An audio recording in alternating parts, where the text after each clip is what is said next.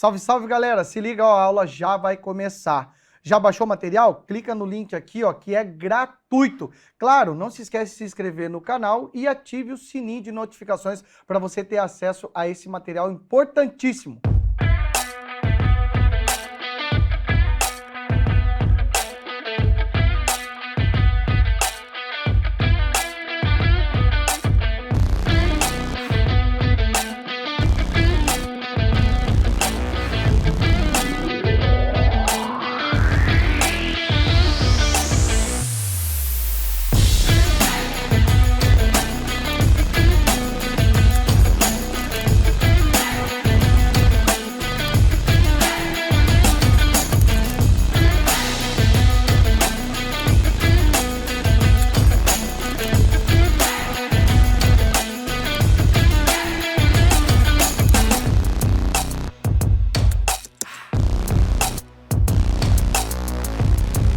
E aí, tudo certo? O professor Dalmo Azevedo contigo aqui. Nessa aula nós vamos dar início à análise daquele assunto bem legal chamado controle da administração pública.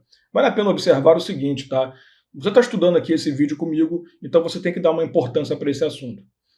Esse é um daqueles assuntos que não está em todos os editais de concurso público que você possa se deparar. Então, claramente, é um assunto que, quando aparece no edital, tem uma tendência muito maior a ser cobrada. Então, pelo menos uma questãozinha de controle ali vai aparecer de alguma forma para você, tá? Então, assim, dê atenção, porque se está no teu edital, a tendência de cair é grande. Não estou dizendo também que é certo de cair, mas a tendência é muito grande. Até porque estudar controle administrativo acaba ali se agrupando com outros assuntos do direito administrativo e até mesmo do direito constitucional, tá? Então a gente vai ter um assunto aí que é bem interdisciplinar e, ao mesmo tempo, acaba atacando outros tópicos do próprio direito administrativo que nós trabalhamos. O que significa necessariamente falar sobre controle da administração? A ideia é muito básica. Seria muito, convenhamos, burrice você acreditar que um agente público que tem uma competência para agir e ele, sabedor de que essa competência deriva do interesse público, sendo sempre prevalente, blá, blá, blá, blá, blá, blá, é muita bobeira você acreditar que esse cara realmente vai tomar todas as atitudes dele pensando apenas no bem comum, na coletividade. É claro que a gente não é tão trouxa assim de ficar achando que as coisas vão andar da forma correta. Então é óbvio que, além de criar o mecanismo de funcionamento da administração pública e também das funções administrativas dos outros poderes, que não só o executivo, a gente também criou alguns métodos de fiscalização, controle e confirmação da adequação dos atos à verdadeira função que nós pretendemos atender. Então, trabalhar controle da administração nada mais é do que fazer essa ligação. Olha, eu tenho um ato e eu tenho um interesse público, a legislação e tudo mais. Tá de acordo? Tá, perfeito. Não tá, então peraí. Vamos dar uma olhada nesse ato e, se der mole, vamos tirar ele da existência. Claro que, Dalmo, mas isso é óbvio que acontece. Um superior vai fazer isso com um subordinado. As entidades... Não é tão óbvio assim e também seria um pouco problemático. Porque, se você parar para pensar, pode acontecer o controle proveniente de um outro poder que não o poder que realmente produziu o ato. E aí, como é que a coisa vai funcionar? Nós temos a repartição de poderes, artigo 2º da Constituição. Então é interessante a gente estudar esse assunto para a gente poder colocar os pontos aí específicos de como isso funciona sem afetar efetivamente a repartição definitiva, mas não absoluta, de poderes aqui no Brasil, né? É um grande exemplo, e aliás é uma das grandes formas de analisar, pelo menos pela ótica, né, pela órbita do direito administrativo, aquele sistema de freios e contrapesos clássico, né, que a gente tem no direito. Então, qual é a jogada aqui? Quando você fala em controle da administração, você está fazendo o seguinte: a sua atividade tem como objetivo atender o interesse coletivo, ponto final. Garantir a proteção dos direitos subjetivos e por aí vai. A partir do momento que você tem um ato, um contrato, ou sei lá, um convênio, ou qualquer coisa firmado pelo Estado que não atende esse interesse público, eu preciso criar meios de garantia de controle. A questão é que o controle não pode ficar dentro apenas do próprio departamento. Eu preciso criar também mecanismos de controle externo. E é isso que o controle administrativo vai fazer de uma forma bem mais plena e mais completa. Inclusive, vale a pena destacar isso, tá? O controle da atividade administrativa é um princípio fundamental da administração pública. Não é daqueles princípios clássicos que a gente está acostumado. É um dos princípios vistos lá no Decreto-Lei 200 de 67, tá? Que são chamados princípios fundamentais da administração federal, que a gente obviamente vai aplicar isso para toda a administração pública. Então, o exercício do controle sobre as atividades é um princípio fundamental da administração. Portanto, é uma atividade extremamente importante que a gente precisa ter um domínio do seu funcionamento. Vamos lá. A ideia de estudar controle vai trazer 2 pontos que a gente precisa fazer. Primeiro, a classificação. Tal qual um monte de assunto que você já deve ter visto comigo ou você já estudou em algum outro momento.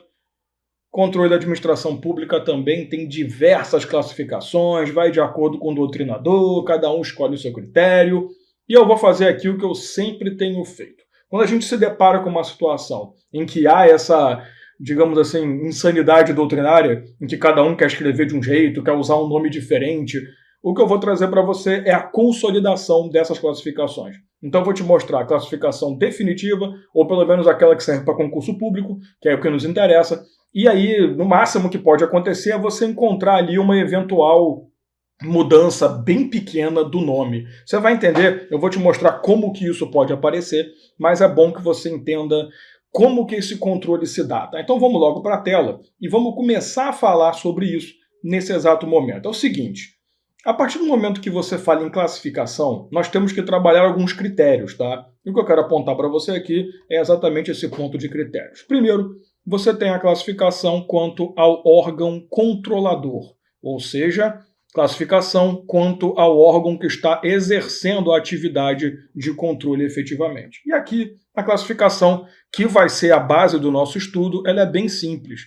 Ou o controle ele é administrativo, ou o controle ele é legislativo, ou o controle é judicial. Eu acho que está bem claro para você, né, o tipo de controle que a gente está falando. Mas veja bem, aqui assim, é exatamente o que parece. Quando você fala em controle legislativo, é aquele controle realizado pelo parlamento efetivamente. Lembre-se que a função típica do legislativo, além de legislar, é fiscalizar. Não é uma função atípica, não é nada diferenciado. Pelo contrário, é uma função típica, é uma função comum, né, do legislativo realizar a fiscalização também. Então, é claro que ele não faz isso sozinho. Você sabe que junto ali do Poder Legislativo, que já tem a obrigação de legislar, que é bem puxada, nós temos os tribunais de contas, que servem como entidades de auxílio a esses caras.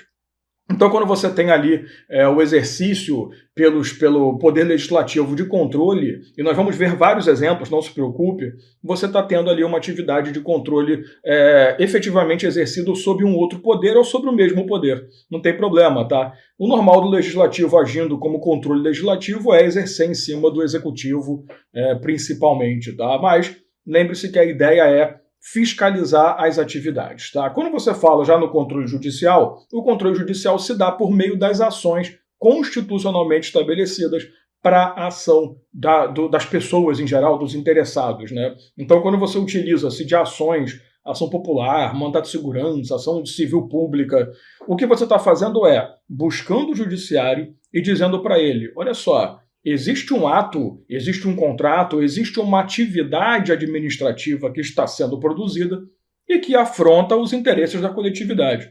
Tá? Logicamente, é bom você entender o seguinte já, porque isso vai ficar muito mais claro depois.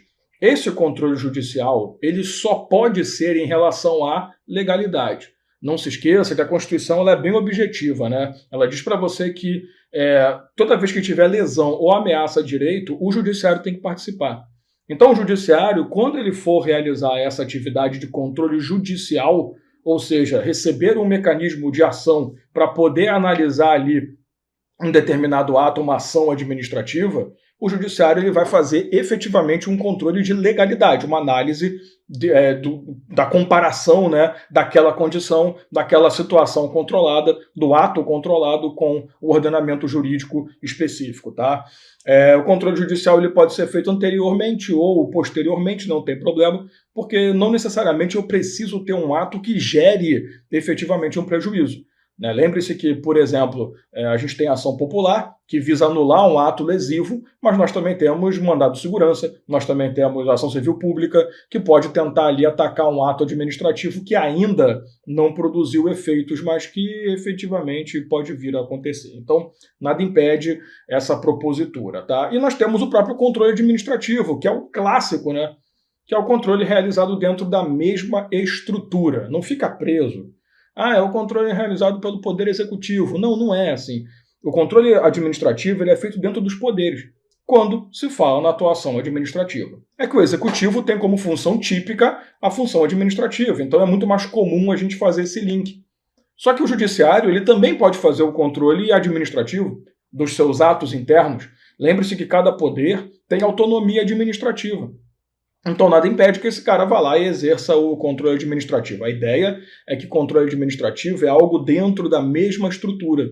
Tá? Então quando você tem, por exemplo, dentro do judiciário a produção de um ato administrativo, foi feito um procedimento administrativo que gerou a demissão de um servidor, você pode fazer o controle administrativo. Não, mas a demissão foi contra a lei, eu vou buscar na justiça. Aí o controle judicial. Não é porque eu estou dentro do judiciário que todo o controle será judicial. Essa é uma questão de lógica. Não é porque eu estou dentro do legislativo que todo o controle será judicial. Legislativo. Ele pode ser judicial, ele pode ser administrativo. Então entenda que assim, a ideia é o controle legislativo ele é executado pelo parlamento. Sim, perfeito, tranquilo. Ele vai analisar as ações e, através da ajuda ali do Tribunal de Contas, ele pode atacar ou não um ato. Mas nada impede que dentro do legislativo ocorra um outro tipo de controle. Essa que é a ideia, tá? Não fique preso no legislativo só tem legislativo. No judiciário só tem um controle judicial. Não. São atividades... É como se fosse o típico e atípico da repartição de competências que a gente tem. Tá? Essa primeira classificação é tranquila e, na verdade, ela é o embasamento do nosso grande estudo que faremos já já. A gente vai começar a falar sobre isso. Mas temos também a classificação do controle quanto à extensão do controle. Então, isso aqui é tranquilo. Quanto à extensão, o controle pode ser interno ou ele pode ser externo. Você vai notar que essas classificações elas se complementam, tá? Então, assim, por exemplo, o que seria um controle interno? É quando você tem uma atividade de controle dentro da mesma estrutura que você compõe, que você faz parte.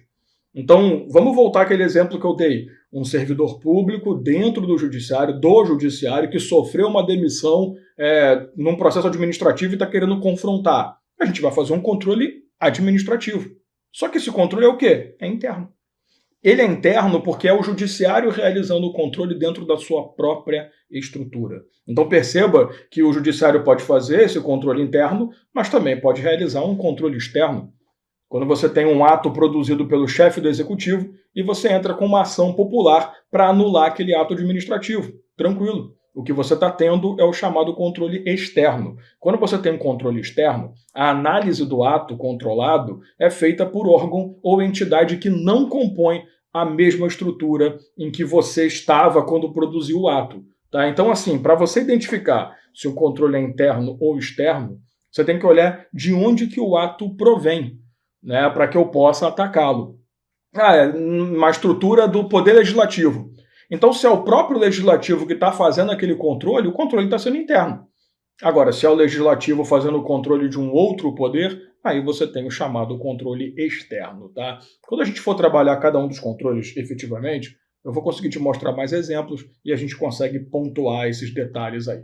Tá? Uma terceira classificação importante é o controle quanto à natureza desse controle. Então vamos lá, apagar aqui a tela. E classificação do controle quanto à natureza. E quando você fala classificação quanto à natureza, a gente vai falar simplesmente o seguinte. O controle ele pode ser de legalidade ou de mérito. Isso daqui você acaba vendo bastante quando você estuda atos administrativos. O que é um controle de legalidade? No controle de legalidade, você pega o ato controlado, bate de frente com a legislação vigente e verifica ali se há uma adequação, uma adaptação da qualidade. Seguiu o procedimento, está tudo correto, foi proposto da forma certa, não há nenhuma ilegalidade, foi pessoa competente, sabe? Então você pega o ato controlado e põe perante as condições jurídicas que nós vivemos, legislativas específicas. Tá? Então você pega uma lei e analisa ali a sua adequação. Ah, mas foi feito por pessoa incompetente. Então é ilegal. Foi produzido com finalidade diversa do interesse público. Então é ilegal. Porém, às vezes, o ato que se pretende controlar está puro dentro da lei, está perfeito, ele está adequadinho, sabe? Encaixa, é tipo um Lego. O problema é que, apesar disso, o ato produzido é inconveniente, é inoportuno.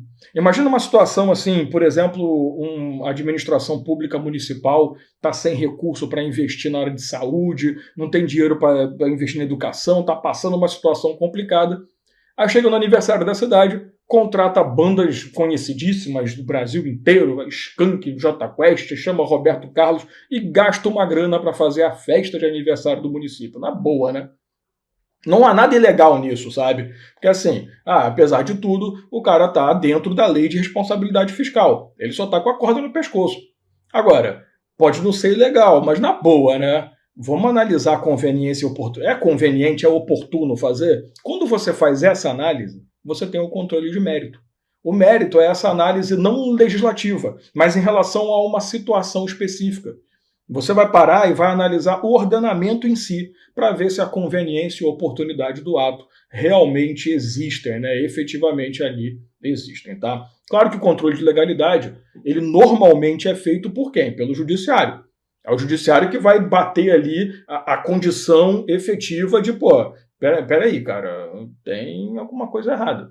Mas cuidado que também existe a possibilidade do controle de legalidade dentro da própria administração, tá? Nada impede que você verifique internamente que houve ilegalidade ali. Isso não impede. Lembre-se que a gente tem até a súmula 473 do STF, que é um clássico, que fala que a administração pública ela pode rever seus próprios atos, que sejam ilegais, que sejam inconvenientes e inoportunos, tá? Então, nada impede. A ideia é que, normalmente, você tem um judicial, mas nada impede que a própria administração exerça esse tipo de controle de legalidade. Agora, controle de mérito, não. O controle de mérito ele só pode acontecer dentro da própria administração. Preste atenção nisso. Quando a gente fala dentro da própria administração, eu não estou falando dentro da própria administração pública. Eu estou falando dentro da própria administração. Então, o poder legislativo, atuando como uma administração, pode ter o seu ato ali estabelecido como inconveniente e inoportuno, sem problema.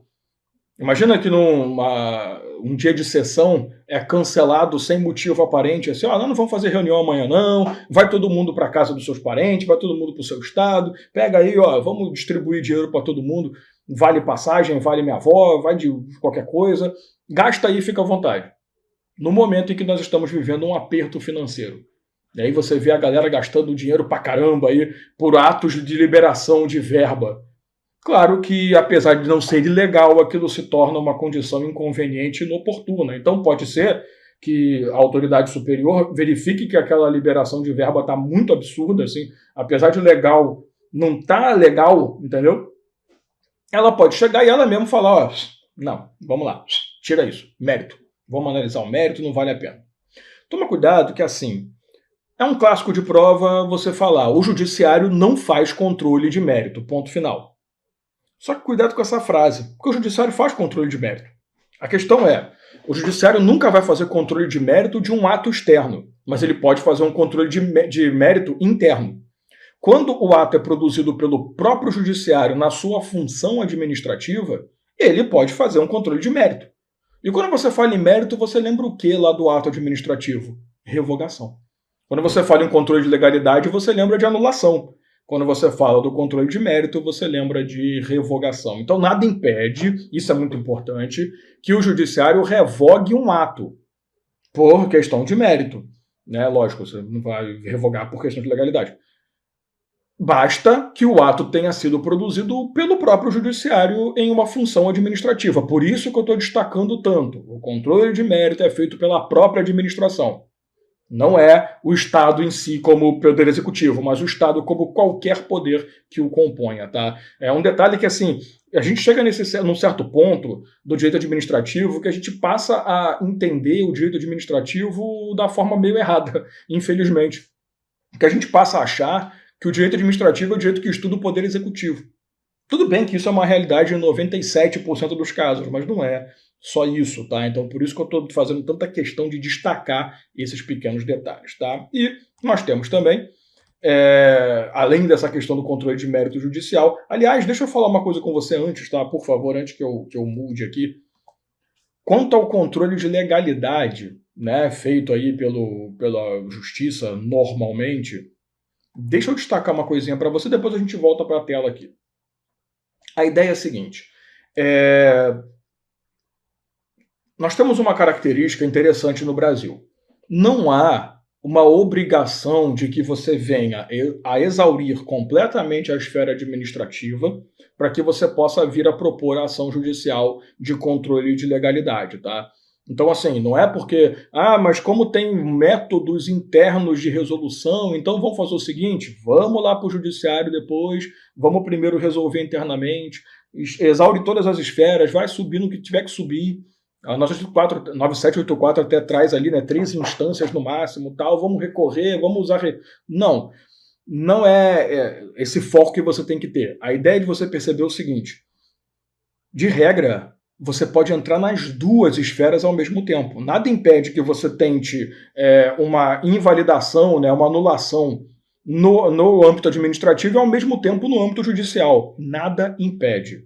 O que eu preciso que você note é o seguinte, existem duas situações clássicas, e na verdade uma que é muito clássica, a segunda é mais ou menos, em que esse exaurimento é regra. Então, veja bem, na verdade ele vai ser exceção da regra, né? A regra, vamos deixar isso bem definido, a regra é que para você entrar com uma ação de controle judicial de legalidade, não há necessidade nenhuma do exaurimento da esfera administrativa, salvo, vamos para a questão clássica, justiça desportiva. Você sabe que a Constituição Federal ela elevou a status de importância a justiça desportiva, tanto que a gente tem dispositivo próprio para isso, no artigo 217, por ali, né? Você vai ter falando da justiça desportiva, e ele diz o seguinte, olha, essa justiça não está no rol de órgãos do Poder Judiciário. Então, na verdade, apesar do nome justiça desportiva, ela é uma justiça administrativa. Ela é um procedimento administrativo, que tem cara de judiciário. Porque você vai ter ali o juiz desportivo, né? Você vai ter o TJD, o STJD, tem até Superior Tribunal de Justiça Desportiva, olha que louco. Mas a justiça desportiva, ela não é uma justiça, não é um poder judiciário. Tá? Ela tem uma composição administrativa e com cara de judiciário, jeitinho de judiciário, idade de judiciário, mas não é judiciário. Então por que eu estou falando isso? No caso da desportiva, o artigo 217, parágrafo 1º da Constituição, vai dizer para você o seguinte, é necessário exaurimento da justiça desportiva, ou seja, da esfera administrativa, para depois você buscar uma propositura de ação judicial. Então, quando se fala em evento esportivo, atos relacionados à justiça desportiva, você tem obrigação de exaurir a esfera administrativa. Exauriu, posso buscar o judiciário. Esse é o primeiro caso. O segundo que nós temos, que não é tão clássico assim, isso você vê mais no direito constitucional, isso se cair para você reclamação constitucional, é exatamente esse caso, da reclamação constitucional. Quando você tentar entrar com uma reclamação constitucional contra um ato administrativo, tá? Ele vai exigir, o STF vai exigir que você tenha tentado derrubar esse ato pela via administrativa, para só então poder propor isso perante o STF. Tá? Então, dois casos, justiça desportiva, que é clássico, e a questão de reclamação constitucional. Cuidado que o habeas data, ele exige que você tenha a negativa, né, administrativa do seu pedido, mas ele não exige exaurimento da esfera. Você entra com seu pedido de informação, né, de acesso à informação pessoal, detalhe. Quando é negado, você ganha direito de propor um habeas data, que é uma forma de controle judicial, ou que você pode ali administrativamente tentar. Ele não exige exaurimento, ele exige primeiro a negativa administrativa, é só isso que ele quer. Tá? Então, antes, não se confunda com essas histórias. Agora sim, podemos voltar para a tela. Nós temos a próxima classificação, que é o controle quanto ao âmbito de controle. E quanto ao âmbito, nós temos o controle por subordinação. Eu estou escrevendo de vermelho, né? Vamos manter um padrãozinho, querido. Eu tenho o controle de subordinação, e o controle de vinculação. Deixa eu te dar uma dica de amigo. Na hora que você lê, o controle de subordinação, na boa, pensa em poder hierárquico. Aliás, até para ficar mais objetivo ainda, pensa em hierarquia. Quando ele falar em controle feito por vinculação, você pensa na descentralização.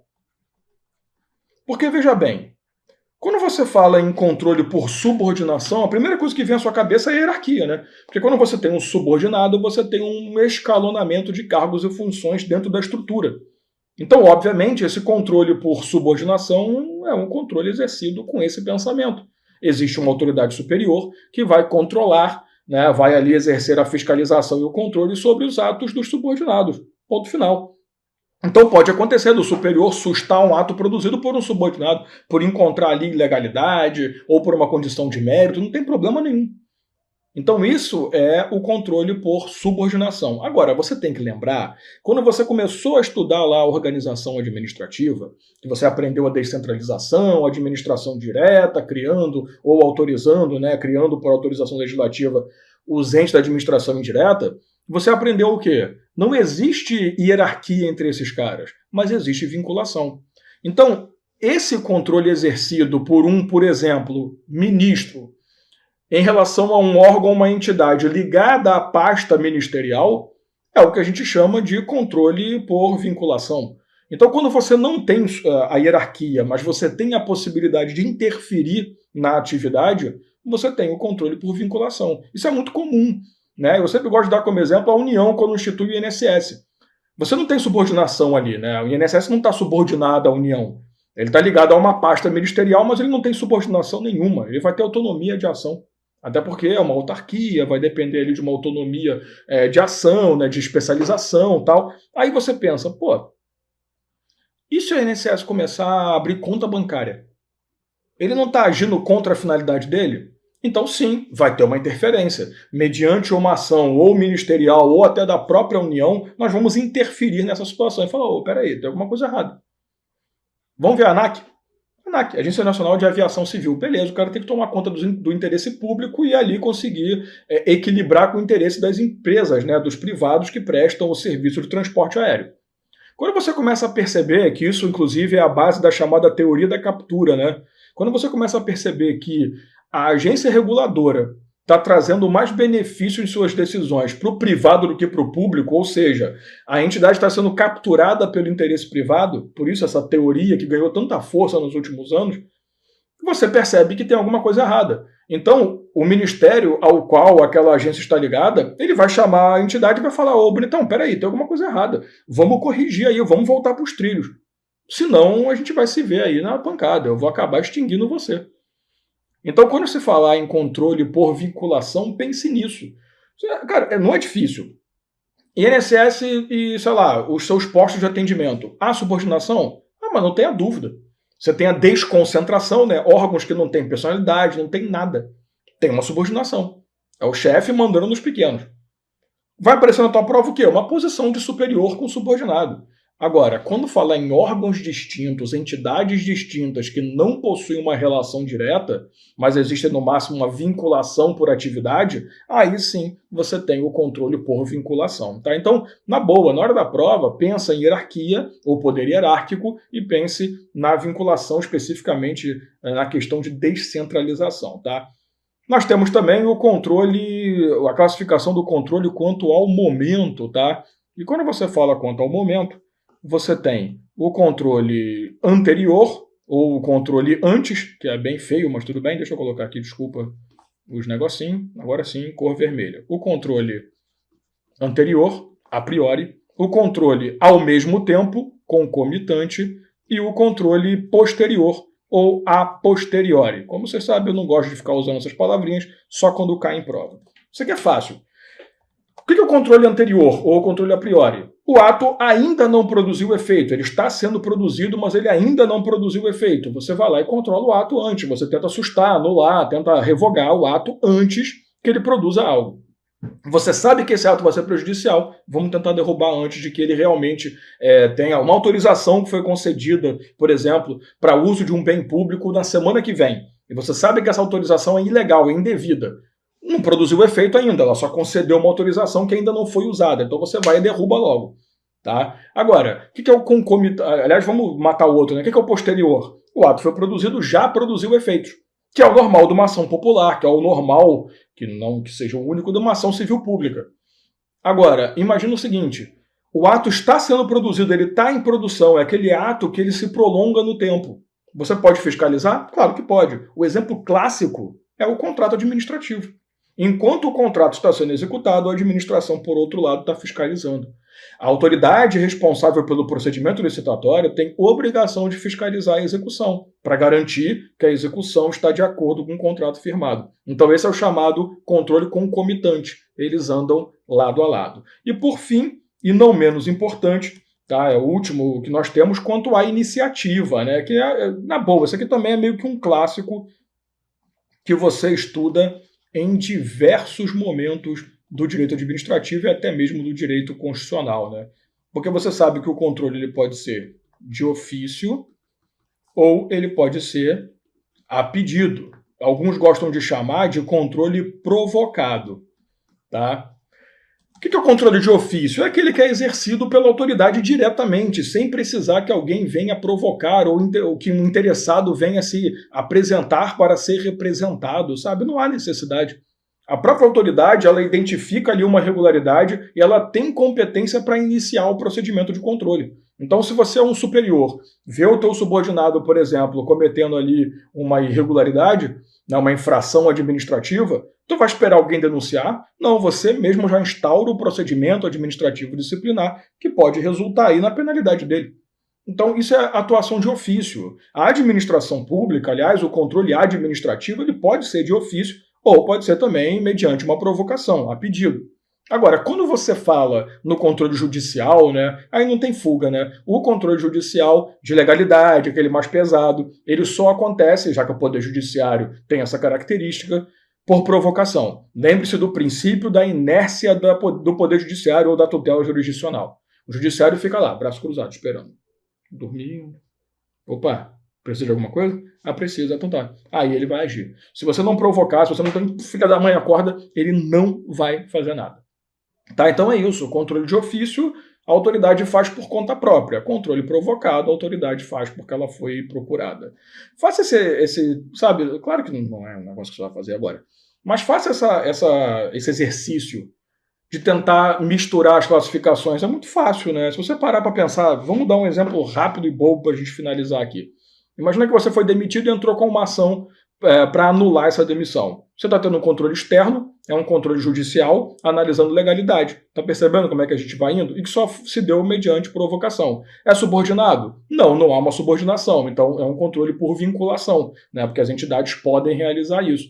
Né? Controle externo e está tudo bonito. Beleza? Então é isso aí. A gente mata aqui essa parte de classificação e no próximo bloco a gente volta aí para a gente poder fechar as características especiais e principais de cada um dos controles que nós falamos lá no comecinho, administrativo, legislativo e judicial. A primeira classificação que a gente mostrou aí de uma forma mais aprofundada, né? Vamos analisar o controle administrativo, judicial e legislativo, que realmente são os pontos mais importantes, que mais tem coisa aí para a gente poder falar. Então, sem perder tempo, vamos direto aí para o controle administrativo.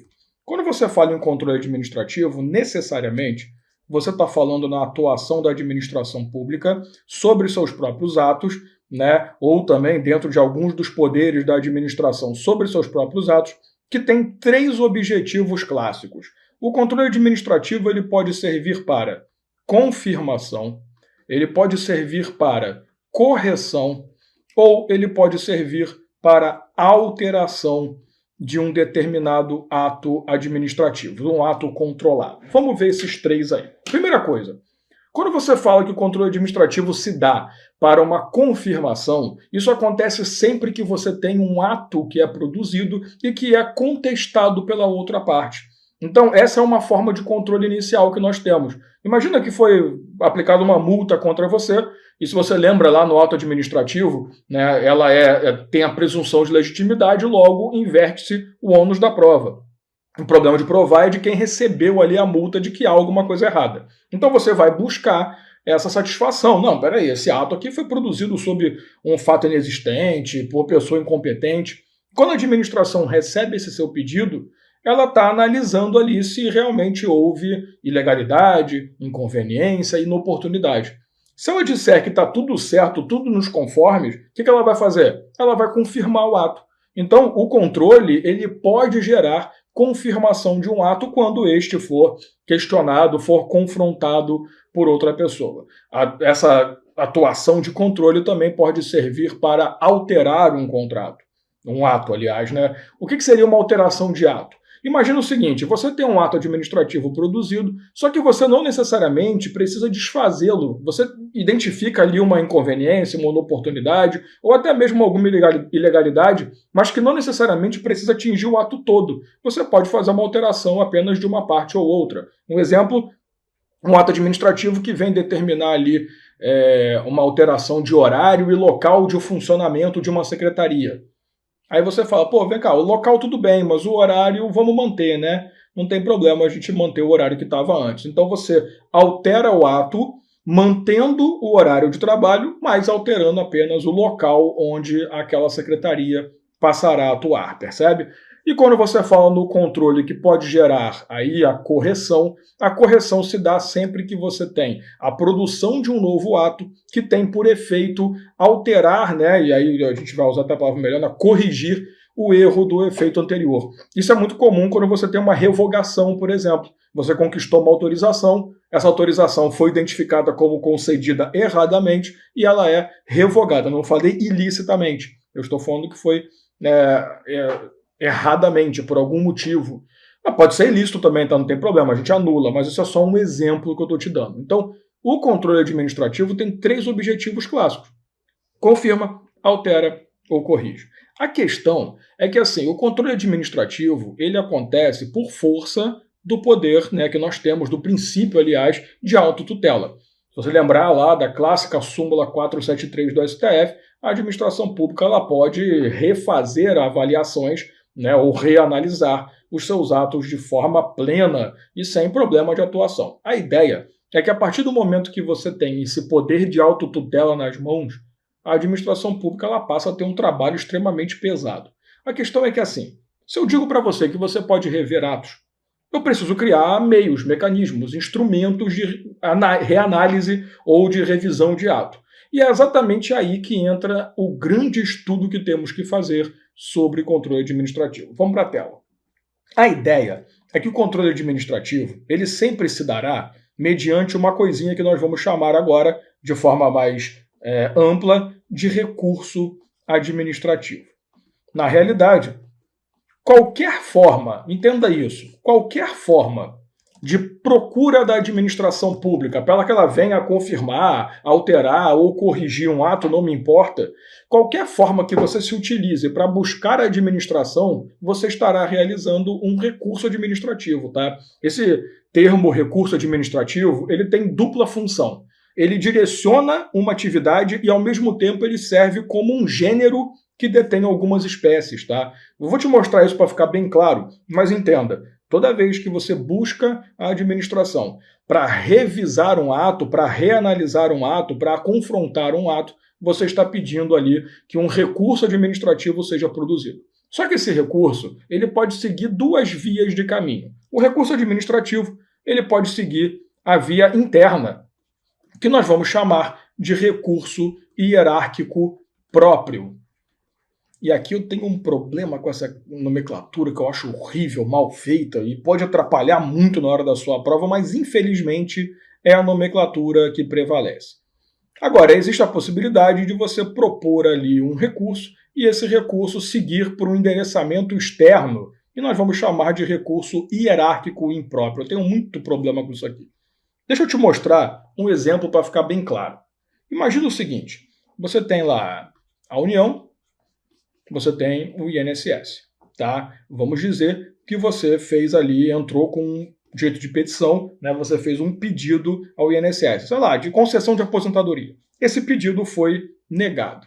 Quando você recorre, claro que assim, ele foi negado por uma autoridade subordinada, por um técnico, por um agente do INSS. Então, você vai receber a negativa e você vai recorrer. Quando você recorre, você busca um superior. Dentro ainda, percebe isso, da estrutura do INSS.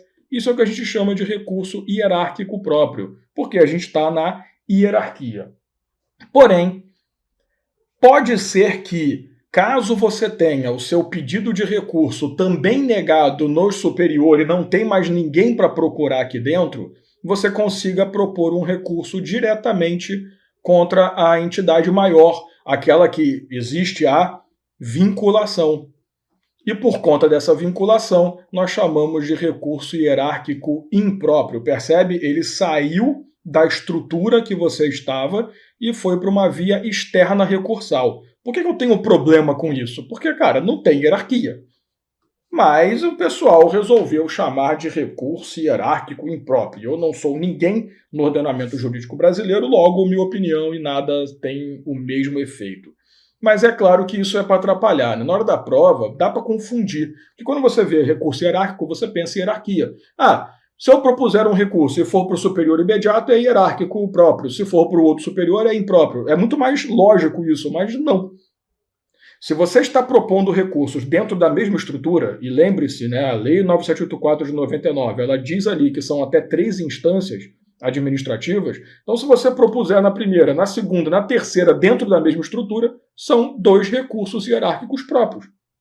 Quando você sai da via interna, você sai da composição hierárquica e vai buscar um ente vinculado, ou buscar um ministério, ou buscar uma entidade pública, aí você tem o chamado recurso hierárquico impróprio. Horrível, mas é verdade. Tá? Então, entrou com recurso, ele pode ser hierárquico próprio ou hierárquico impróprio. A questão, como eu te disse, é que recurso administrativo ele é um termo meio genérico também. Assim como ele funciona como espécie, ele também é gênero.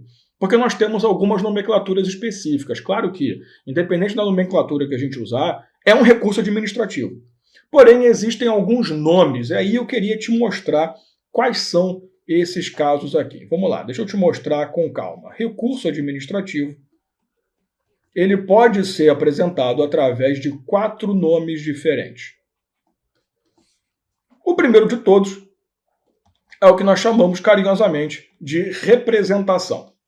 Então está aqui, representação. O que é uma representação necessariamente? A representação acontece sempre que uma pessoa vem trazer uma denúncia para a autoridade e exigir que a autoridade tome uma atitude em relação àquilo. Então nós vamos denunciar uma irregularidade, uma incompatibilidade com a atividade correta, alguma inconsistência de um agente.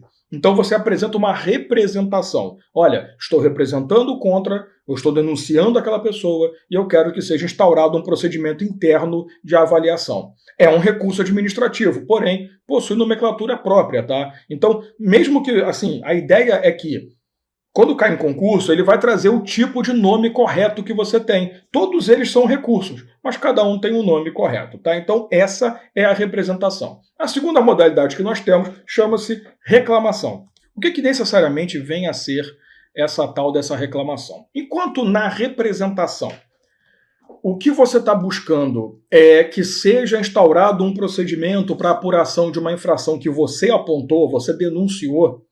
Na reclamação, o que você está pedindo é que seja revisto um ato que foi contrário aos seus interesses. Então, por exemplo, você foi lá, buscou um interesse específico, um direito que você detém, uma licença, ou, sei lá, fruição de férias que já está ali para vencer, e te foi negado aquele direito. Então você entra com uma reclamação. Eu quero que seja revisto, revisitada essa decisão. Então, tem que ser necessariamente uma decisão prejudicial para o interessado. Então, a reclamação, só você que sofreu a negativa de direito ou do seu interesse é que pode pedir esse reexame da decisão, tá? Agora, nós temos também o chamado pedido de reconsideração. Esse daqui é interessante, porque, veja bem, quando você entra com um recurso administrativo, você vai entrar na autoridade superior, perfeito? Então você vai procurar o subordinado da decisão, você vai entrar com recurso contra, você vai endereçar o recurso ao superior hierárquico. Porém, você pode também buscar a própria pessoa que concedeu aquela decisão e pedir para que ela reveja a decisão. Preste atenção. Na reclamação, você está buscando um superior e falando, olha, teve uma decisão aí que foi prejudicial, eu quero que vocês revejam. Não pedido de reconsideração, não. No pedido de reconsideração, eu estou apontando para a própria pessoa que forneceu a decisão. Eu estou falando para ela, ó, estou te dando uma segunda chance, querido. Aproveita. Tu vai fazer mesmo isso? Tu vai negar? Eu vou buscar teu chefe, hein? Eu vou chamar teu superior, hein? Então a reclamação, ela tem essa característica de subir. O pedido de reconsideração não, ele fica na mesma esfera. Quem foi que deu a decisão? Ele. Então, você. Quer reconsiderar? Quer ter a chance? Tem certeza? Então tá. E por último, não menos importante, nós temos a revisão. Presta atenção nisso aqui. A revisão, ela parece muito com a reclamação, porque você também teve algo que foi negado. A diferença é que a revisão você só pode propor quando você quer confrontar uma decisão em um processo administrativo. A reclamação você propõe quando você quer enfrentar uma decisão normal, uma decisão comum de ação da competência do agente. Agora, se você teve um procedimento administrativo disciplinar que acabou aplicando em você uma demissão, alguma coisa, você entra com um pedido de revisão. Então, essa revisão é uma forma de você conseguir recorrer daquela decisão, tá? A questão é que, assim, entenda, nós temos duas formas, na verdade mesmo, de você conseguir confrontar uma decisão de um processo administrativo, ou por uma revisão, ou por um recurso. Só que isso fica muito mais claro quando você estuda a Lei 9784 de 99, a Lei do Processo Administrativo Federal. Porque, assim, a grande diferença é que na revisão eu tenho que ter fatos novos. Eu só vou poder confrontar aquela decisão se eu apresentar provas que não foram levantadas durante o processo. Já o recurso não, o recurso confronta a decisão. Tá? Então a grande diferença é essa. Tem a possibilidade também do reformatio in pejus no caso do recurso. Né? No recurso você pode levar uma pena pior por recorrer, na revisão não. Mas entenda que quando você entra com representação, reclamação, revisão, não me importa, tá? Você está entrando com um recurso administrativo. Pedido de reconsideração, não me importa. A Lei 9784 ela pegou e acabou agrupando isso tudo. Quando você estuda a lei do processo, você vê isso. Quando você entra com recurso, já tem um pedido de reconsideração e esse recurso ele sobe podendo ter uma revisão ou não, tá? Mas no final das contas, é isso que é o chato, tudo é recurso administrativo. Tá? Então, representação é uma forma de recurso administrativo. Na realidade, na prática, tudo é recurso e são apenas nomes específicos. Porém, eu confesso que não é muito comum, mas quando as bancas gostam de cobrar isso, elas trazem os nomes e a característica de cada um. Então é importante você conhecer. Tá? Beleza. Falar do controle administrativo, vamos para o controle legislativo. O controle legislativo é aquele que é exercido pelo Poder Legislativo e também pelo Tribunal de Contas, que tem a função ali de auxiliar. Observe uma coisa. O controle legislativo ele pode ser de duas formas, ele pode acontecer de duas formas. O controle legislativo ele pode realizar o chamado controle político, deixa eu colocar de vermelhinho para manter o padrão, ou o controle legislativo pode ser um controle financeiro. Quando você tem efetivamente o controle político, a ação de controle político, você necessariamente tem o poder legislativo atuando em controle a atividades ou atos produzidos pelo executivo e pelo judiciário. Então, necessariamente, é o que a gente chama de controle parlamentar direto, tá? Quando você tem o controle político, é a atuação específica do poder legislativo. Quando você tem o chamado controle financeiro, já é o controle também, que é uma função típica, né, do legislativo, mas que é exercido com auxílio do Tribunal de Contas. Qual é a ideia aqui? Quando você fala nesses dois tipos de controle, cara, tem muito, mas tem muita coisa. Na realidade, se você pegar dos artigos 49 até o 51 da Constituição, que vão tratar ali de competências do Congresso Nacional, da Câmara e do Senado, e também o artigo 58, você vai ver que existem diversas situações em que ocorre o controle político exercido pelo Poder Legislativo. Ao passo que lá no artigo, a partir do artigo 70, mas principalmente no artigo 71, você vai ter as regras do Tribunal de Contas. O que eu quero mostrar para você aqui nessa aula? Porque, cara, como eu falo, né, não tem jeito, tem coisas que você vai ter que bater o olho ali uma vez na vida. Até mesmo que eu não pedisse, você devia fazer isso. Então, os artigos 49, 50, 51, 58, 70, 71, é bom você bater o olho ali. Mas tem as tradições de banca. E eu quero exatamente mostrar para você como que tradicionalmente isso é cobrado. Tá? Vamos lá, primeiro falando do controle político. Em relação ao controle político, lembro você que é o controle parlamentar direto, é aquele exercido pelo Congresso ou pelas casas do Congresso Nacional. Nós temos algumas características clássicas. Primeiro, a questão de autorizar, né? Eu ia botar conceder, mas vai ficar feio. Autorizar a ausência do presidente da República, quando essa ausência do país, claro, né, do presidente da República em relação ao país, né, se ausentar do país, por mais de 15 dias. Então, olha que forma interessante. O chefe do executivo quer se ausentar do país, ele quer para fora. Até porque a função dele, como chefe de Estado, né, não só chefe de governo, já que somos presidencialistas, tranquilo. Quer sair? Beleza, você vai ficar quanto tempo fora? 15 dias. Então, opção tua. Tu tem liberdade, já fez 18 anos, você tem essa possibilidade. Ah, não, peraí, você vai ficar mais de 15 dias? O Congresso tem que aprovar. Então, olha como é que você controla a atividade, porque quando o ato passa de 15 dias, se torna um abuso. Então, você tem ali necessidade de uma autorização. Segunda situação em que nós temos o controle político efetivamente é quando você fala em concessão e renovação de direitos sobre emissoras de rádio, né, e de televisão. É apreciação de concessão e renovação relacionado ao sistema de comunicação. Então, toda vez... Você tem que lembrar que isso aqui, inclusive, é o chamado serviço público próprio, que é de delegação obrigatória. Os serviços de rádio, TV e até mesmo mídia impressa, né?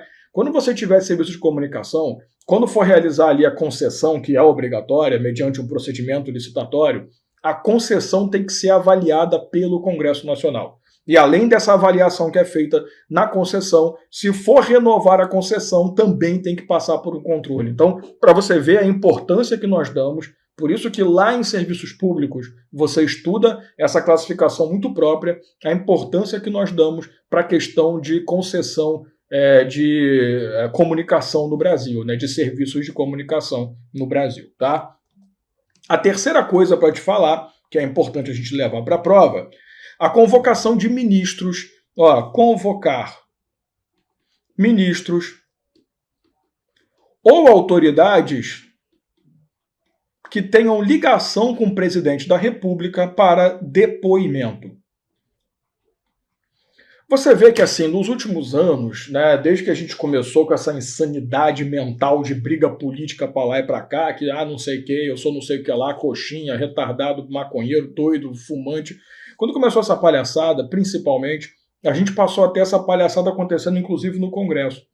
Então, vira e mexe, você tem, isso não é anormal, os caras convocando um ministro para depor ali. Me explica melhor isso daí que você disse, me explica esse projeto. Por exemplo, quando o Bolsonaro assumiu, praticamente todos os ministros do Bolsonaro tiveram que se apresentar perante o Congresso para poder justificar ali a grande mudança que estava acontecendo no governo. A mesma coisa aconteceu quando o Lula assumiu, lá na primeira eleição dele, porque também foi uma mudança muito grande na dinâmica política do país. Então, vários ministros foram convocados para depoimento, porque você tem uma mudança de mentalidade que os caras acham que eles têm capacidade de ver se isso é válido ou não. Mas é um poder. Não só ministros, mas também autoridades públicas ligadas, tá, ao presidente. Então, se quiser chamar o Procurador-Geral da República, não tem problema. Quiser chamar o ministro do STF para depor, que é uma autoridade ligada ao presidente, nomeada pelo presidente, não tem problema nenhum.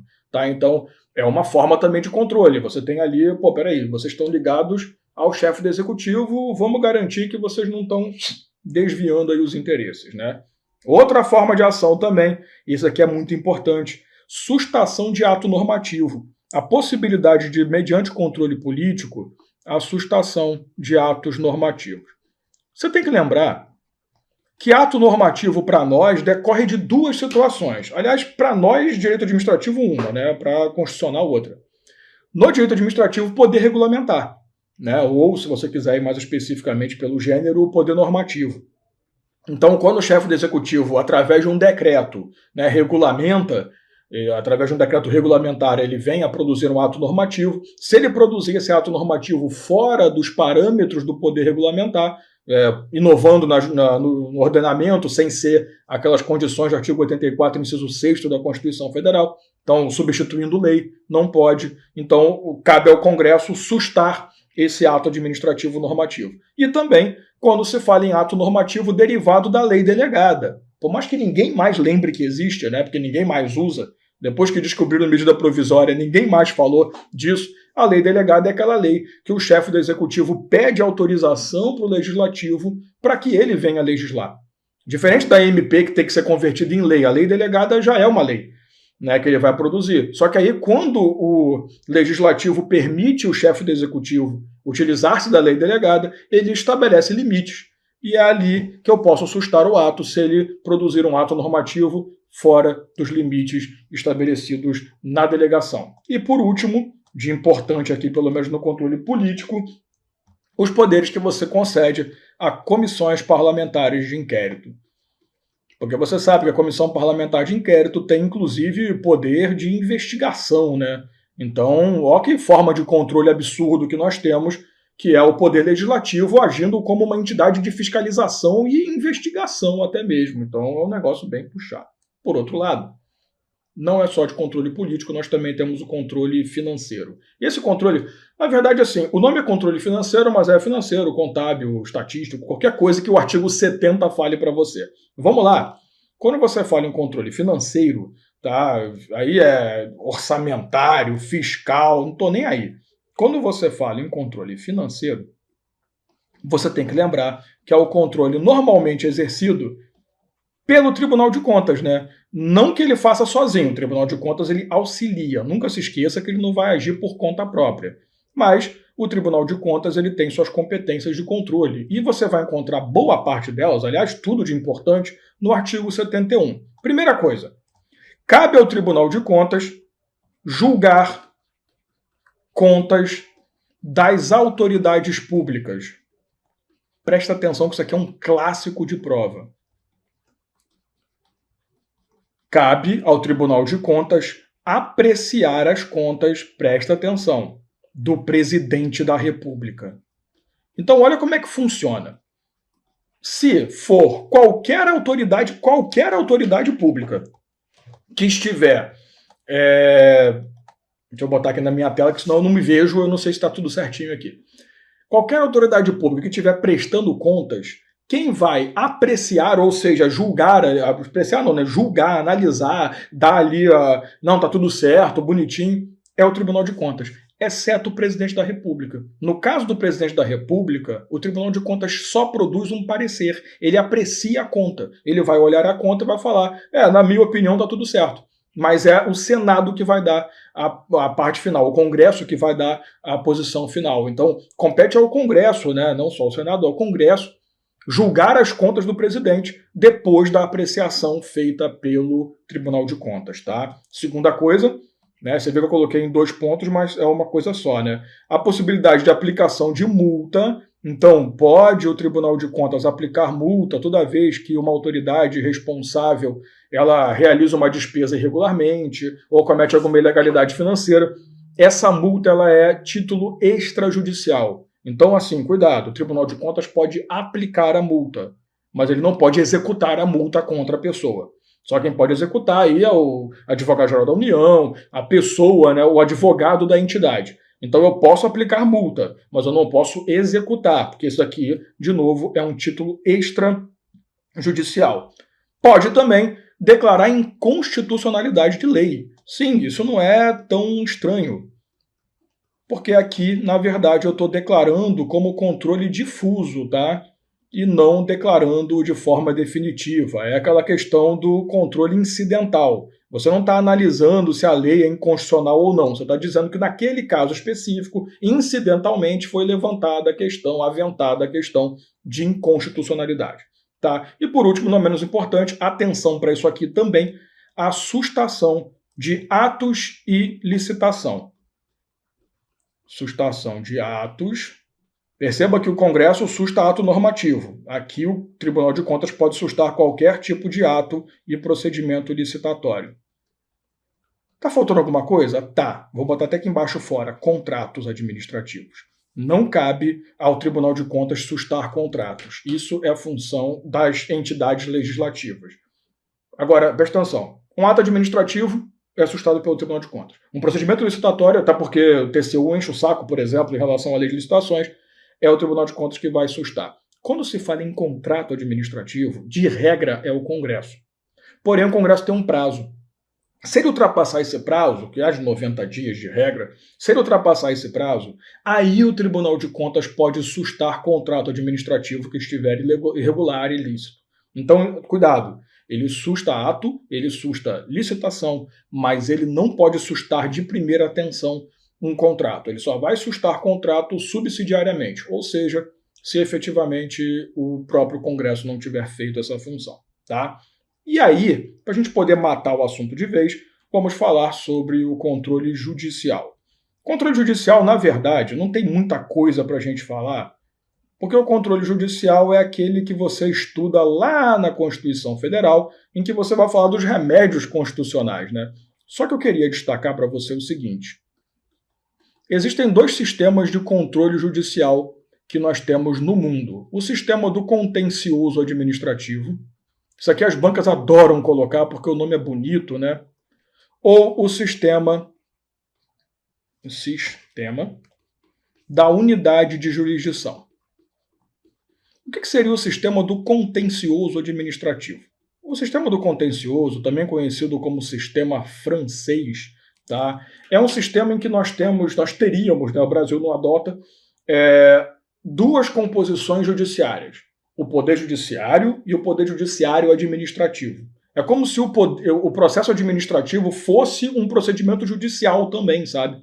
Então, assim, toda vez que você tivesse uma ação que em uma das duas pontas, um dos dois polos, estivesse o poder público, o julgamento tinha que ser no poder administrativo. Então você tem toda a estrutura, juiz administrativo, tribunais, o conselho maior administrativo.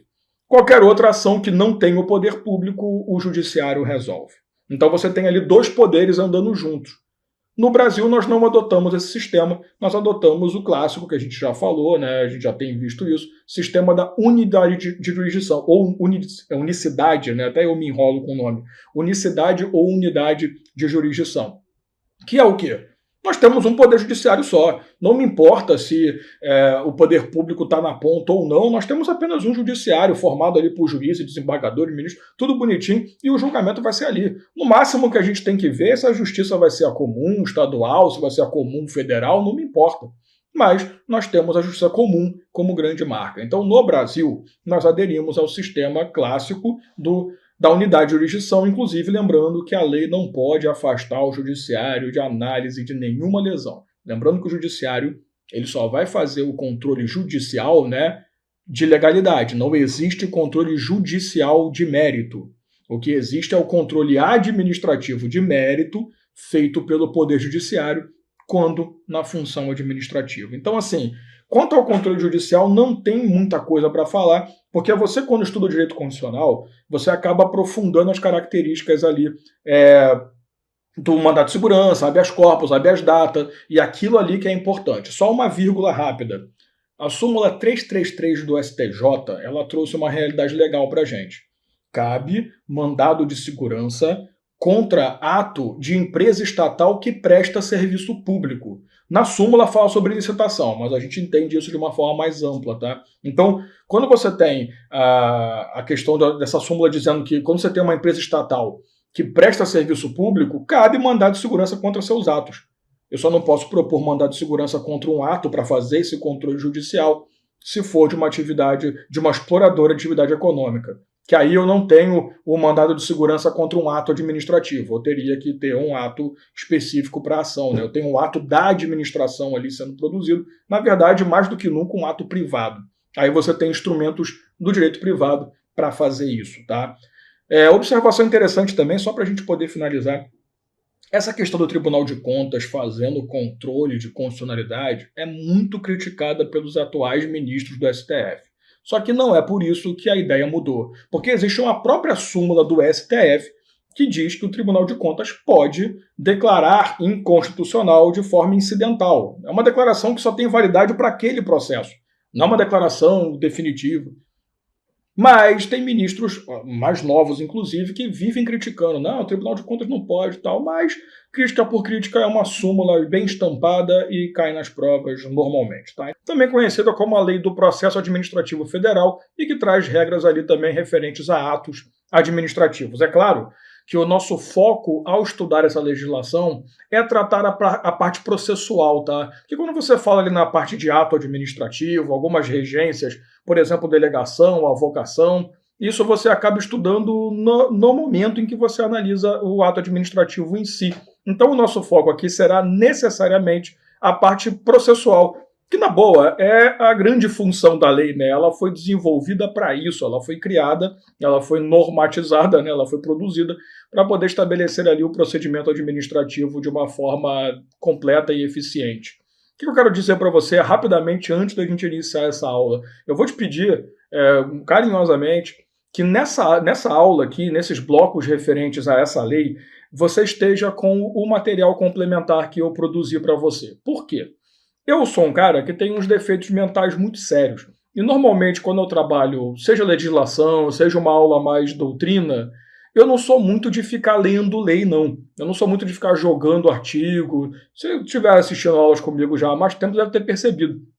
Até posso ler um momento ou outro, um artigo, uma súmula, mas não é o foco do meu trabalho. Eu gosto muito de anotar aí com você, jogar no quadro aí, jogar na tela, e a gente poder ter algumas observações. Então, você tendo material complementar em mãos, fica mais prático, que tudo que eu estou te falando você enxerga na própria lei, que você nunca pode esquecer, que você não pode deixar de ler a lei em algum momento da sua vida, em algum momento no seu estudo. Então você acaba aí relacionando a nossa análise ao que está na legislação, para ficar muito mais prático para você. Tá? Então a ideia é facilitar bastante o entendimento de uma lei que tem lá algumas características bem importantes. Tudo começa com, obviamente, o artigo 1º.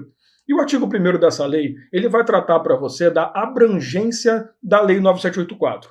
A ideia é a seguinte: por que a gente costuma chamar de Lei do Processo Administrativo Federal? Porque a ideia dessa lei realmente foi regulamentar procedimentos administrativos no âmbito federal, ou seja, no âmbito da União e da administração pública indireta federal, autarquia, fundação pública, inclusive as empresas estatais federais, sociedade de economia mista e empresa pública. Então, a grande intenção dessa lei é criar um sistema padronizado, previamente bem definido, com suas regras, bonitinho, que todo mundo tome conhecimento, para que o processo administrativo ele corra corretamente, né? Siga corretamente, sem você permitir que cada órgão ou cada entidade venha a produzir a sua própria forma, né? A sua própria formalidade processual. A ideia é padronizar. Porém, observe o seguinte: primeiro, em relação à doutrina. Você vai encontrar doutrinadores que tratam processo administrativo e procedimento administrativo como sinônimos. Você vai se deparar com doutrinadores que fazem questão de separar isso.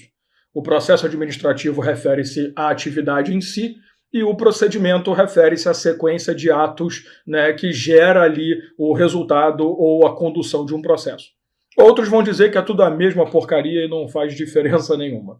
No caso do seu estudo, realmente não vai fazer diferença nenhuma, porque as bancas não se preocupam com essa parte terminológica.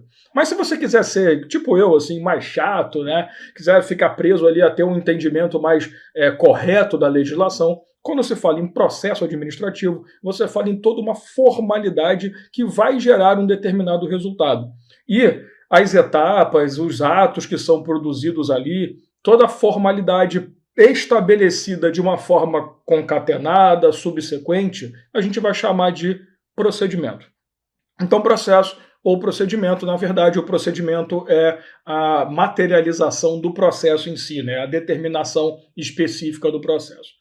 A questão é que, ao ler essa lei, muita gente costuma pensar assim: ah, beleza, então como é que essa lei cai no meu concurso, por exemplo, que é o concurso do Rio de Janeiro, é um concurso em São Paulo, é um concurso no Amapá?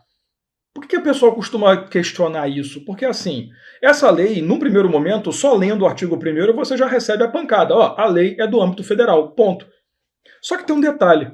O STJ, ao julgar um agravo regimental, ele firmou um entendimento que é o entendimento prevalente em todas as bancas de concurso, que a Lei 9784 de 99, ela é regra na federal e ela é exceção, se é que eu posso falar assim, nos Estados-membros, nas unidades federativas.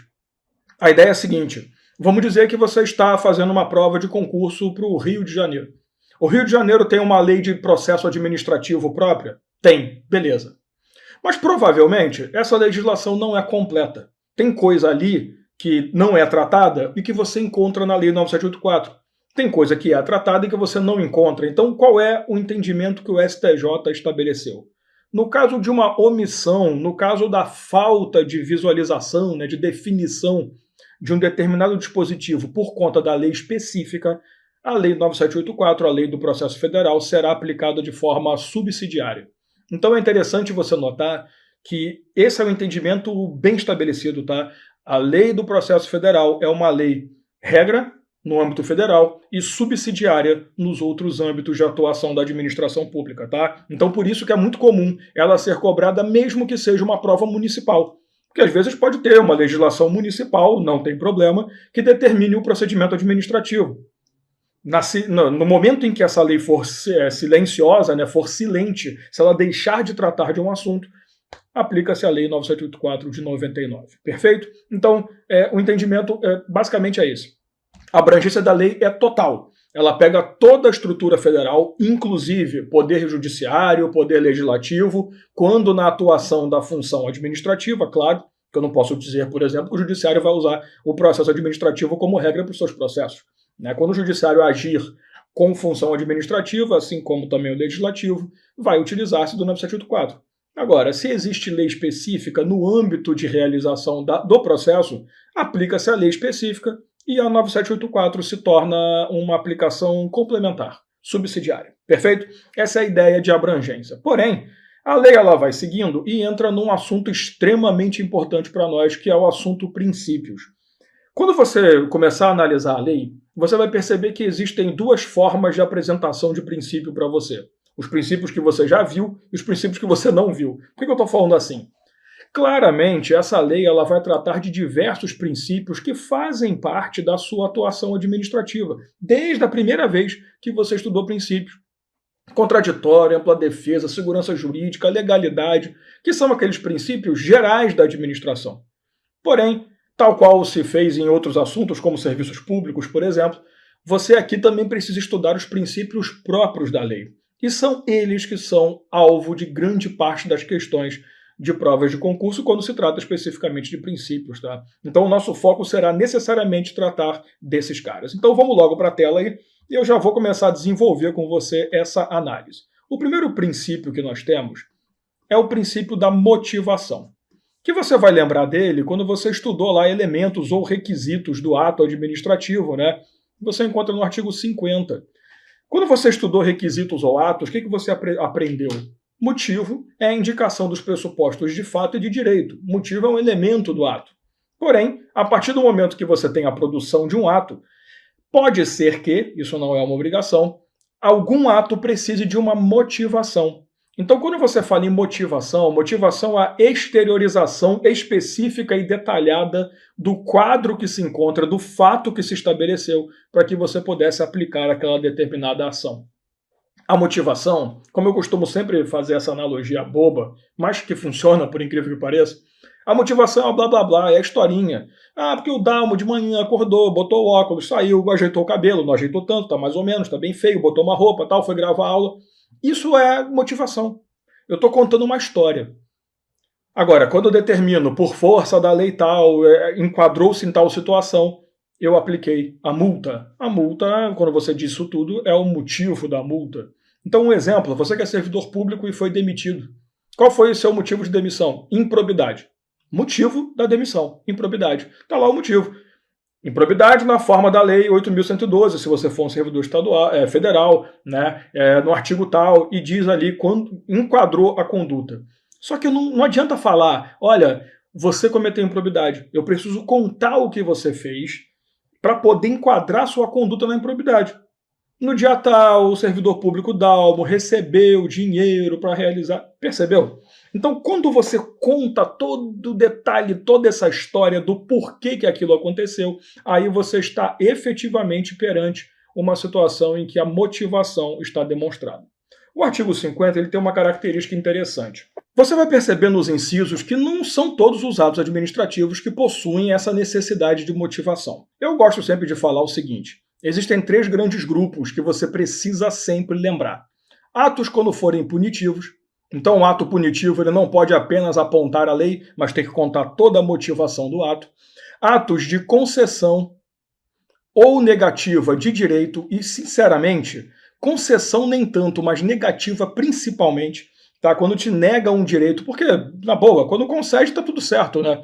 Na concessão você não vai confrontar tanto, agora a negativa você precisa confrontar. Então eu vou ter que ter toda a motivação para poder ter uma argumentação, né? E além disso, também atos que forem onerosos para a administração pública, como, por exemplo, realização de concurso público, procedimento licitatório e por aí vai. Tá? Então, isso é a motivação que você já conheceu quando estudou atos e que novamente está apresentada para você aqui, para a gente poder firmar bem a característica. O segundo princípio que nós temos importante, deixa eu garantir que foi para a tela, perfeito, é o chamado princípio da instrumentalidade das formas. Esse princípio, talvez você já tenha estudado lá no direito processual civil. Porque, na verdade, é um princípio que nós já defendemos há muitos anos no direito administrativo e o novo procedimento civil, né, estabelecido lá com o CPC de 2015, trouxe essas ideias à tona também para os procedimentos judiciais. O que esse princípio diz? Diz o seguinte: a forma de um ato administrativo ela não é uma essência, ela é um instrumento. Essa é a palavra mágica. Tanto que instrumentalidade das formas vem dessa ideia. A forma do ato ele é um instrumento para que o ato venha produzir um determinado resultado. A ideia é o seguinte: eu não estou muito preocupado, pelo menos não no processo administrativo, isso também hoje no processo judicial está bem forte, eu não estou tão preocupado se a forma foi estritamente seguida daquela forma absurdamente chata e burocrática. O que me importa é, se o ato conseguiu produzir o resultado do qual se esperava, não há por que você falar em anular o ato, já que não houve ali nenhuma ilegalidade, nenhum problema. O que houve ali foi, às vezes, um desconcerto processual, talvez. A ideia é que, assim, quando você fala em instrumentalidade de formas, a forma é um instrumento para chegar ao resultado. O que me importa, no final das contas, é o resultado final. É aquela ideia que, né, depende muito de onde você vai aplicar, dos fins justificam os meios, desde que os meios sejam lícitos, né, não sejam abusivos, não sejam absurdos. Tá? Você vai ter isso muito forte lá no artigo 55 da lei, que ele vai falar para você, olha só, se por acaso identificar que uma decisão em processo administrativo foi proferida, porém, nessa decisão há um vício, eu vou olhar se esse vício é sanável. Lembra de novo lá de convalidação de ato. Se essa decisão tiver um vício, mas o vício for sanável, e detalhe, esse vício é sanável e não causou lesão ou prejuízo para ninguém, então por que eu vou desfazer a decisão e ter que realizar novamente, né, refazer o procedimento, se eu não posso simplesmente corrigir o erro e manter a decisão? Essa é a ideia. Então a instrumentalidade das formas se estabelece desse pensamento. Tem uma decisão proferida, a decisão ela está correta, está perfeita, mas houve um vício ali de formalidade, um vício pequeno. Mas esse vício em si não atrapalhou a defesa, não atacou prazos, sabe? Não houve ilegalidade. O vício é sanável, aquela questão de um vício de competência que não é exclusiva, um vício de forma que não é obrigatória. Então é isso que é o pensamento. Chegamos ao resultado? Chegamos. A decisão está certa? Tá. Causou lesão a alguém? Não. Então por que eu vou desfazer a decisão e ter que refazer o processo? Essa é a instrumentalidade. Lembre-se que depois da reforma administrativa lá de 98, né, com a emenda 19, nós tivemos o surgimento do princípio da celeridade processual. O problema é que o princípio da celeridade ele trouxe ali uma carga meio estranha, tipo, o processo tem que correr, seja lá como vai acontecer. E, cara, você falar de celeridade traz uma característica meio vamos rápido e vamos resolver. Tanto que hoje é muito mais comum se falar princípio da razoável duração do processo. Então, na boa, convenhamos, se você está tendo um procedimento dentro de uma razoável duração, não houve ilegalidade, não houve lesão a direito de nenhuma das partes do processo. Por que a gente vai falar em desfazer um ato porque há um vício ali que seja sanável? Essa é a chamada instrumentalidade das formas. Tanto é que nós temos um terceiro princípio importante para nós, que é muito nosso, muito de processo administrativo, que chama-se princípio do formalismo necessário. Talvez você conheça esse princípio como o princípio do informalismo, tá? Mas hoje a doutrina bem mais atual ela tem trabalhado muito mais com esse nome de formalismo necessário. Não estou dizendo que informalismo esteja errado, tá? Eu estou dizendo apenas que formalismo necessário é uma terminologia mais comum. Isso aqui diz o seguinte: nós temos que olhar o processo quanto à administração, quanto ao particular. Para a administração pública, o formalismo é essencial. Para o particular, o informalismo é essencial. Mais uma vez, a gente tem a ideia da razoável duração do processo, celeridade e, convenhamos, a ideia de que o ato tem que ser um instrumento em si, e não, a forma do ato tem que ser um instrumento e não simplesmente a essência do ato. Porque, olha só, quando você fala no formalismo necessário, é você tentar desburocratizar ao máximo o procedimento e dizer o seguinte: nós estamos numa relação de hipossuficiência. Uma pessoa que detém altos poderes, que é a administração, e o particular, que é extremamente deficitário. Ele vai ter várias limitações de ação. Então, o que a lei diz? Pô, peraí, ao invés de botar uma carga de procedimentos nas costas do particular ao ponto de atravancar, né? Palavra bonita, né? Mas eu já escutei alguma vez na minha vida em algum estado que eu estive. Ao ponto de atrapalhar o andamento do processo sem que traga um resultado efetivo, não tem graça, não tem lógica. Eu não posso colocar essa carga nas costas do cara. Eu posso colocar nas costas da administração, que a administração ela tem obrigações muito importantes. Então, a própria lei ela vai trazer diversos instrumentos em que ela vai apontar para você o seguinte: olha, o formalismo é essencial para a administração pública, é necessário para a administração, mas na boa, você particular pega leve. Um exemplo, aliás, o artigo 22 tem bastante exemplo ali. Uma coisa que ele vai dizer para você, ele fala assim, ó, não precisa apresentar documentos com reconhecimento de firma. Eu só vou pedir para acontecer esse reconhecimento de firma se eventualmente surgir uma dúvida quanto à assinatura. Então, olha que interessante. De regra, a gente pensa o quê? Putz, tem que reconhecer firma para tudo, né? Cartório, então, né? Graças a Deus a lei mudou. Mas sempre foi um inferno isso, né? Tem que reconhecer firma, tem que reconhecer firma. O processo administrativo não, ele diz o seguinte: olha, querido, só se eu tiver dúvida da sua assinatura, mas não há necessidade do reconhecimento de firma. Vem cá, traz aí, tá tudo certo. Então, assim, o que ele vai trazer é uma facilidade na atuação do particular. Por outro lado, o próprio artigo 22 vai dizer para você o seguinte: todo o processo tem que ser numerado sequencialmente e rubricado, para você poder garantir o direito do interessado ali preservado. Então, não houve alteração de folhas, não houve uma supressão de folhas. Para garantir isso, numera-se e rubrica-se. Então, você entende esse ponto? O formalismo é necessário para a administração e não é necessário para o particular. O particular ele pode sofrer a formalidade se for necessário. Você vai ver, por exemplo, na análise do procedimento administrativo, quando você for dar início a um processo, existe uma formalidade básica, mas a lei pode, inclusive, permitir a sustentação oral de abertura de processo. Então vamos facilitar. Por isso que hoje chama-se formalismo necessário, porque a gente entende que o formalismo ele é necessário para a administração pública, mas para o particular o informalismo tem que ser a regra. Beleza? Continuando aí na sua tela, nós vamos para o princípio da oficialidade, também conhecido, mais conhecido aliás, como o princípio do impulso oficial. Esse cara aqui, ele também vai ter meio que uma dupla definição.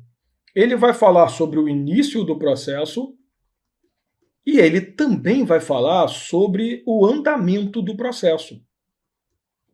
Isso aqui é uma coisa bem interessante, tá? Você vai ter alguns dispositivos perdidos aí pela sua legislação que vão tratar sobre essa questão. Só que assim, os dois que eu queria trabalhar com mais detalhes, deixa eu vir para a tela aqui.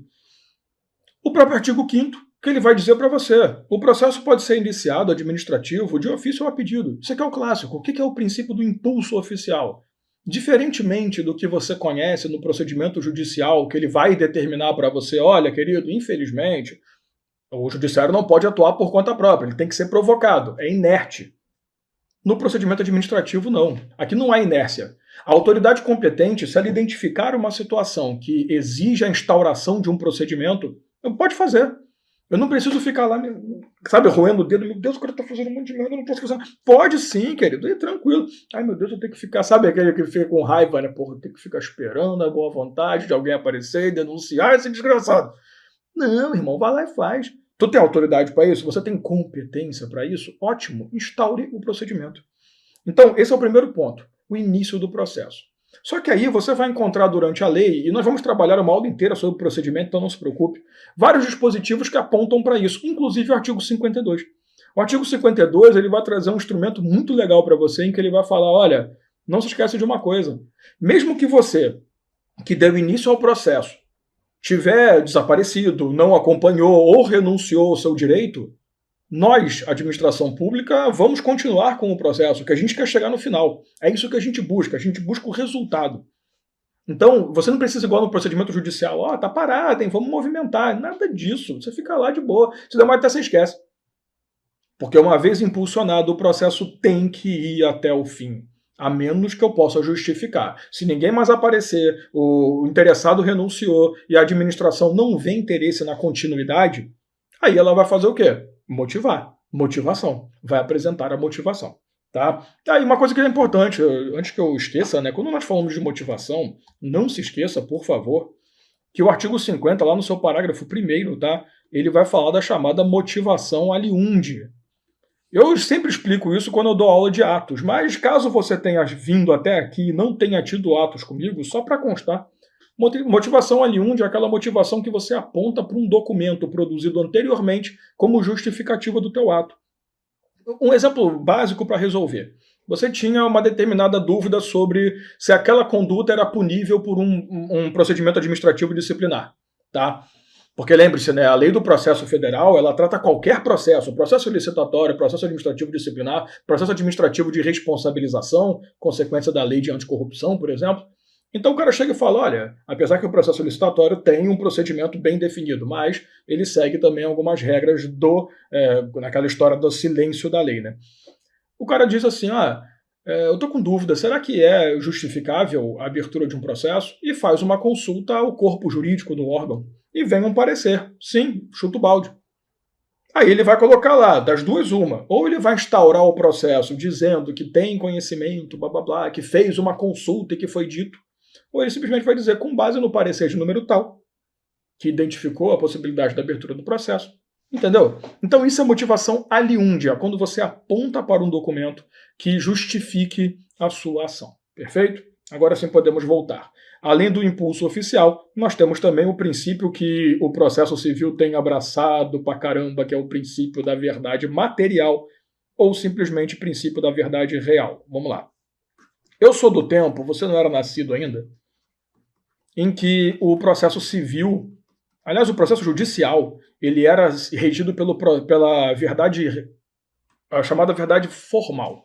Tem que estar nos autos. Aqui não. Aqui, a busca pela verdade é o objetivo.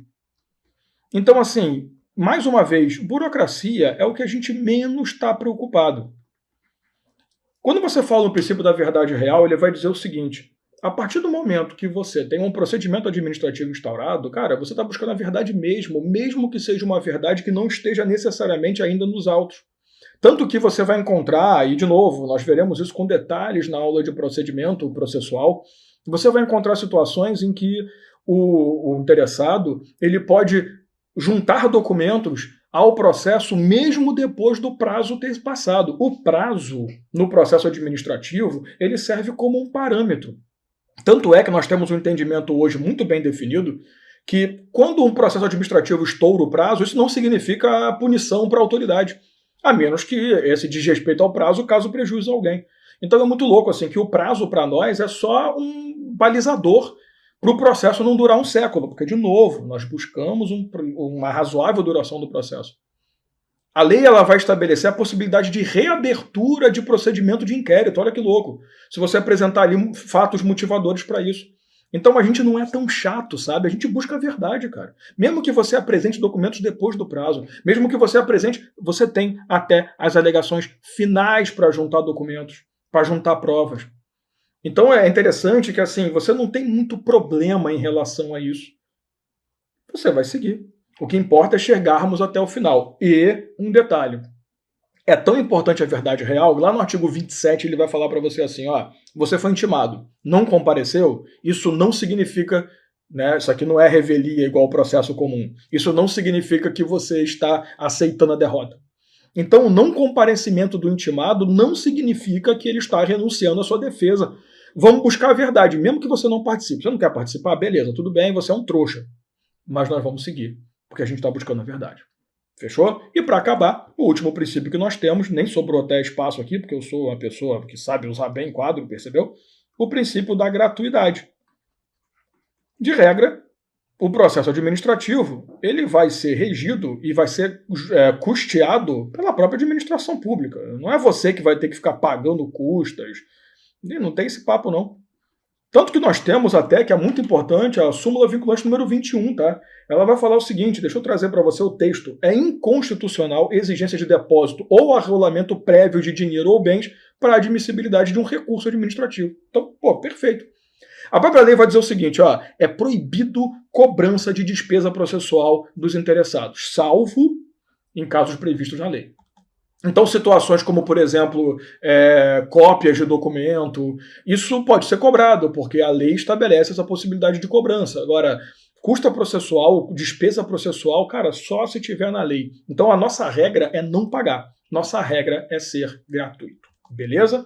E aí, eu já quero deixar mais ou menos montado na sua cabeça a ideia de processo. Porque, assim, o artigo 22, o artigo 23, esses artigos eles vão trazer 3 informações essenciais para começar a tratar procedimento no seu trabalho.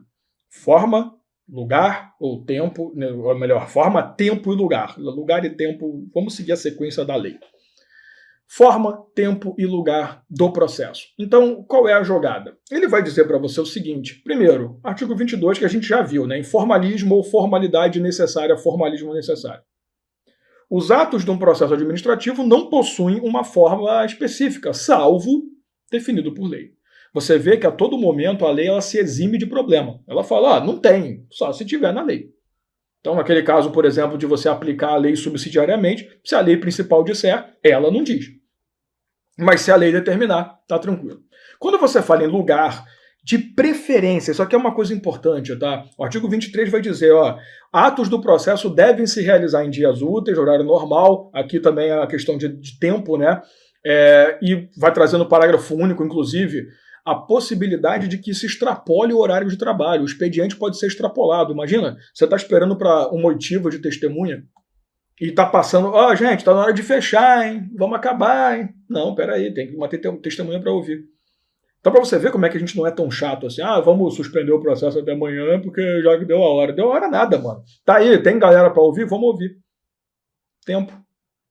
Então, quando você fala em tempo, existe dia útil e tem um horário comercial estabelecido, mas isso não impede a possibilidade de extrapolar o horário definido, tá? Já que eu comecei a falar de lugar, mas o certo é falar de tempo, né? Extrapolar o horário estabelecido para que você consiga conduzir o processo. Eu não estou dizendo também que você vai chegar para o juiz não, né? Pelo amor de Deus, para o administrador público que está julgando e falar assim, olha só, suspende aí que eu tô, até agora minha testemunha não chegou, cara. Não, vou suspender, não vamos esperar mais um pouquinho? Não é assim também não. Se você tem atos a produzir e bater o horário, artigo 23, parágrafo único, aí pode se estender além do horário previsto. Agora, você criar justificativa para estender o horário também não existe. E por último, o artigo 25 aí sim que diz, olha, de preferência, os atos do processo acontecem no local da sede. Então está muito claro, preferencialmente na sede do órgão. Se não for possível, também não tem problema. Você pode fazer em qualquer outro lugar. Basta que você comunique esse lugar ao intimado. Então, fez ali, chamou o interessado veio, já vai participar e tal.